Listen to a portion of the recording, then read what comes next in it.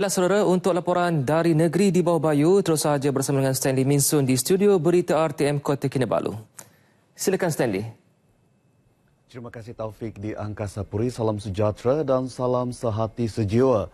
Kerajaan negeri akan sentiasa memberi perhatian dan keutamaan kepada keperluan dan isu pendidikan sebagai sebahagian agenda negara. Ketua Menteri Datuk Seri Panglima Musa Haji Aman berkata, ini kerana pendidikan memainkan peranan yang amat penting dalam membangunkan generasi modal insan yang cemerlang. Datuk Musa menyatakan demikian ketika berucap dalam Majlis Convocation kali keempat Kelas Dewasa Orang Asli dan Pedalaman KEDAP 2015 di Kota Kinabalu. Teks ucapan beliau dibacakan Menteri Pelancongan Kebudayaan dan Alam Sekitar, Datuk Seri Panglima Masidi Manjun. Datuk Musa berkata selain menyediakan beasiswa kepada para pelajar melanjutkan pelajaran ke peringkat pengajian tinggi, kerajaan juga menyalurkan peruntukan yang besar kepada sekolah-sekolah pelbagai aliran di negeri ini. Mengenai program KEDAP, Datuk Musa berkata kejayaan peserta program itu secara tidak langsung menaikkan dan menyumbang kepada peningkatan kadar literasi di negara ini. Seramai 450 orang dari 18 buah sekolah yang terlibat dalam program khas KEDAP ini menerima sijil persekolahan masing-masing. Membantu minda kami supaya kami boleh membaca, boleh mengajar anak-anak kami.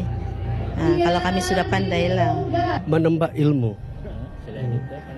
Kami bersyukurlah kami dapat membaca, menulis gitu. Dulu saya tidak pandai membaca dan menulis. Sekali saya masuk ini saya boleh membaca dan saya boleh menulis lah. Program KEDAP yang diperkenalkan pada 2008 berkonsepkan kurikulum kelas dewasa bagi ibu bapa murid orang asli dan pribumi Sabah dan Sarawak. Institusi kekeluargaan perlu dilengkapi dengan kemahiran pengurusan keluarga. Ini termasuk perancangan kewangan, pengetahuan agama dan penerapan nilai-nilai akhlak kepada anak-anak.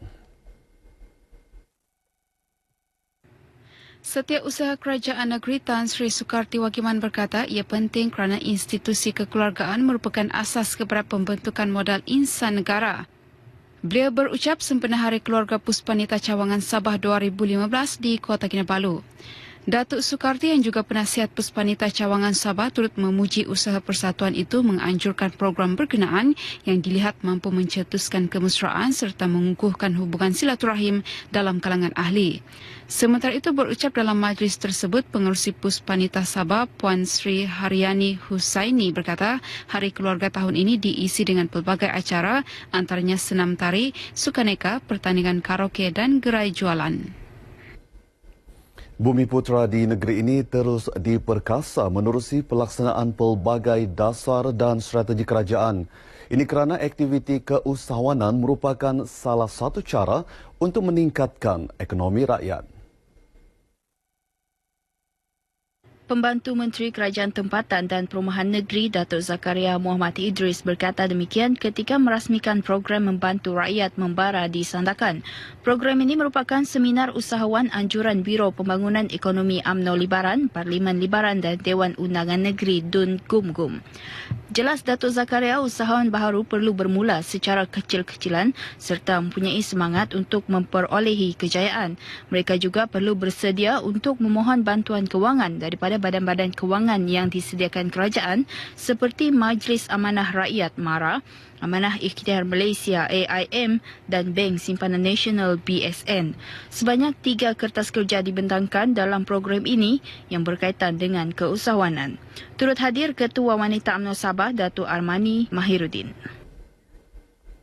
Umat Islam bukan hanya dituntut mempunyai kekuatan iman dan akidah, malah kekuatan rohani dan jasmani. Ia seiring dalam memastikan umat Islam mampu meningkatkan produktiviti diri di samping memacu kehidupan dengan lebih cemerlang dan positif. Menteri Belia dan Sukan Negeri Datuk Taufik Abu Bakar Titingan berkata, sehubungan itu umat Islam perlu menyediakan diri dengan amalan kesihatan yang baik. Ini kerana membudayakan gaya hidup sihat bukan sahaja menjimatkan kos perawatan, malah dapat melahirkan modal insan yang sihat untuk pembangunan negara. Beliau berucap pada program senam sihat berjalan kaki bersama Menteri Belia dan Sukan sempena Karnival at My Masjid di Padang Bandaran Tawau. Program senam sihat berjalan kaki yang dimulakan dari Padang Bandaran Tawau menuju Masjid Al-Kausar disertai Pembantu Menteri kepada Ketua Menteri Sabah Datuk Haji Muhammad Arifin Muhammad Arif, Pembantu Menteri Pembangunan Sumber dan Kemajuan Teknologi Maklumat Datuk Hamisah Samad serta Presiden Majlis Perbandaran Tawau Datuk Ismail Mayakub. Setiba di Masjid Al-Kausar dilangsungkan pula program gotong royong membersih dan memperindah persekitaran masjid. Ibu bapa perlu memberi komitmen penuh dalam menyediakan pendidikan terbaik kepada anak-anak. Pengarah Yayasan Sabah Datuk Sapawi Haji Ahmad berkata, ini kerana anak-anak merupakan aset terpenting dan perlu dilengkapkan dengan pelbagai ilmu pengetahuan sebagai pegangan hidup. Dengan adanya asas pendidikan yang baik, kecemerlangan anak-anak mampu diasah bermula pada peringkat awal pendidikan. Datuk Sapawi berucap merasmikan graduasi prasekolah dan konsert kanak-kanak ke-33 bahagian perkembangan kanak-kanak BPKK kumpulan Yayasan Sabah di Kota Kinabalu.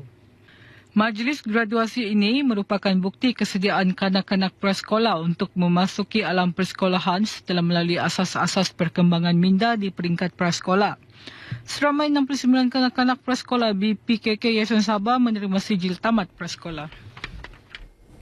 Kira-kira 200 penjawat awam yang berkhidmat di formasi-formasi Angkatan Tentera Malaysia ATM seluruh negeri dan wilayah Persekutuan Labuan menyertai program Keep Fit Kementerian Pertahanan Malaysia MINDEF Cawangan Sabah di Tawau. Program 3 hari yang julung kali diadakan ini selaras dengan Hari Sukan Negara yang turut meminta semua kementerian serta agensi mengadakan Hari Sukan di tempat masing-masing. Menurut Ketua Setiausaha MINDEF, Datuk Seri Abdul Rahim Muhammad Razi, menerusi program ini ia dapat mengelakkan jurang antara MINDEF Sabah dan penjawat awam yang berkhidmat jauh khususnya di zon Timur Sabah dan zon-zon lain di negeri ini. Beliau berkata demikian kepada RTM selepas merasmikan program tersebut di Dewan KD Sri Tawau. Sebanyak 4 zon MINDEF di Sabah iaitu Kota Kinabalu, Sendakan, Tawau, Sempurna dan wilayah Persekutuan Labuan menyertai sukan badminton, sepak takraw, bola tampar, bola jaring dan futsal. Dalam rangka lawatan kerja ini, Datuk Seri Abdul Rahim turut meninjau projek pembangunan MINDEF, antaranya perumahan sederet 1 tingkat, anggota tentera di Apas Permai serta projek di kawasan Kem Kabota Tawau. Seterusnya kita ikuti peristiwa yang berlaku di Sabah dalam diari hari ini.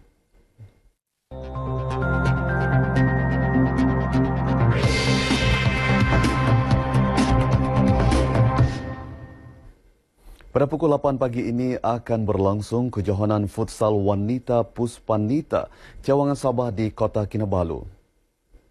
Seterusnya pukul 9.30 pagi berlangsungnya program memperingati mangsa kemalangan jalan raya di Kota Kinabalu.